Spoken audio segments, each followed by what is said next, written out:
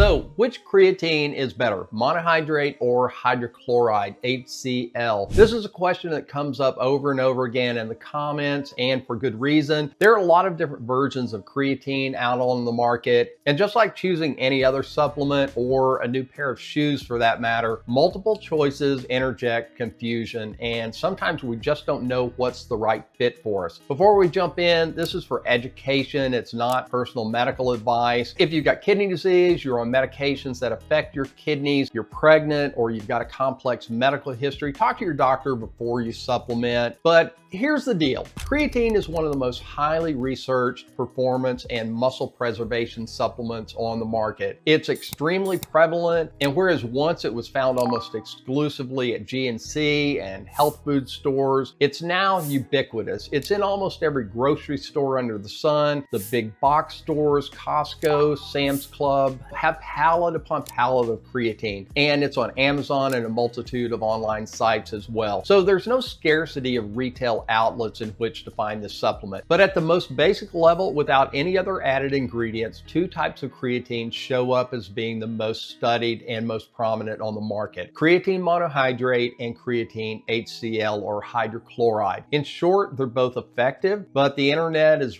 very good at taking something simple and manufacturing a competition around which version is best. So today I want to dive into this question based on a 2024 study that compared creatine hydrochloride to creatine monohydrate during an 8-week resistance training program. My hope is to give you some clarity. It hopefully takes some of the guesswork out of the decision-making process, along with input from your doctor. I know, feel free to share that your doctor doesn't know beans about supplements down in the comments if you want. But when people ask me what's the best type of creatine to buy, monohydrate or HCl, here's some of the things they specifically want to know. Which one builds more muscle? Which one will make me stronger? Which one is easier on the stomach and the GI tract? Are they both safe, or is one safer than the other? And lastly, which one is the better deal? Which one is going to be easier on my wallet or my pocketbook? So first, super quick, what's the difference between the two? Well, creatine monohydrate is creatine plus a water molecule. It's the most prevalent version of creatine on the market, and it's the one used in the vast majority of academic research on creatine. Creatine HCl, on the other hand, is creatine attached to hydrochloride. Its chemical structure allows it to dissolve in water very easily, and that's a big selling point with creatine HCl, better solubility. Now, here's where marketing steps in and tries to paint a picture we can't resist. You'll hear claims like HCl absorbs better, you need less of it, no loading is necessary, it causes less bloating and GI discomfort, it's more effective than monohydrate. So this 2024 study tried to answer some of those questions. It basically said, all right, let's test this in real humans with real training. So here's what they did. They took 40 young adults aged 20 to 25 years old. I know we're all 50 and above in this group, but hang with me a bit because the information here is still pertinent. So they took these young whippersnappers and they split them into 4 different groups. One group did resistance training plus creatine hydrochloride. 2 groups did resistance training plus creatine monohydrate, one with a loading phase and one without a loading phase. And 1 group did resistance training plus a placebo. They trained 3 days a week for 8 weeks, fairly hard, about 70 to 80% of their 1 rep max. They measured strength in areas like bench and leg press. They measured body composition, muscle mass, and body fat, and they measured a bunch of hormones in the blood, things like growth hormone, IGF-1, cortisol, ACTH, and some muscle regulators like myostatin and follistatin. So what happened? Well, the first big takeaway they found was this: if you lift consistently, you improve. Period. Even with placebo and no creatine on board, muscle growth and strength progress. And in the 50+ age demographic, that's important to know because sometimes you feel like you need the perfect supplement stack before you start, but you don't. Training is the engine, and it's more important for muscle strength and preservation than any supplement on the market. No training, no increase in strength or muscle. No training, no metabolic boost or increase in fat burning capacity while you sleep. Now, the second takeaway takeaway. Versus the placebo group, did creatine actually help? Yes, it did, and it helped a lot. All of the creatine groups improved strength more than placebo. They increased muscle-related measures greater than placebo, and they reduced body fat percentage greater than placebo. Now, here's the part most people actually care about. Did creatine HCL beat monohydrate? And the answer was a clear no. Creatine HCL didn't show any meaningful advantage over creatine monohydrate for strength, muscle size, or body composition. And even the hormonal changes, which sound impressive on paper, weren't any better with HCL than monohydrate. In a nutshell, both of them worked, but neither was better or carried away the gold medal. And the results with HCL didn't justify it being called a premium upgrade, at least in this study. Now let's talk about the hormone part, because this is where people can get confused and often get sold with marketing alone. You'll hear creatine boosts testosterone or creatine spikes growth hormone. This study showed increases in growth hormone and IGF-1 and some improved ratios like testosterone to cortisol, but actual testosterone itself didn't significantly increase. And that's actually not surprising. Testosterone doesn't usually dramatically move in short studies, especially in a clean, predictable way. So don't buy creatine thinking it's going to turn you into a testosterone machine. The main benefit of creatine, aside from the potential cognitive benefits that are being touted, is that it helps people train harder, recover faster, and over time, build and keep more muscle. That's the real benefit, especially after 50. Now let's talk about the biggest marketing claim you'll hear about creatine HCL. They'll often say it's more bioavailable. Here's the simplest way to understand that. Creatine monohydrate already absorbs extremely well, and at the most commonly recommended doses, 3 to 5 grams per day, it raises muscle creatine stores. That's the goal, and it does that reliably. Creatine HCL, on the other hand, may dissolve better in water. That's true, but dissolving better isn't the same as building more muscle or increasing strength. Solubility is a mixing feature. It's not automatically a results feature. And this study basically supports that the better dissolving product didn't translate into better outcomes. Now, I want to be fair. There are a few reasons someone might still choose creatine hydrochloride. Number one, taste and palatability. If you hate gritty creatine in the bottom of your glass,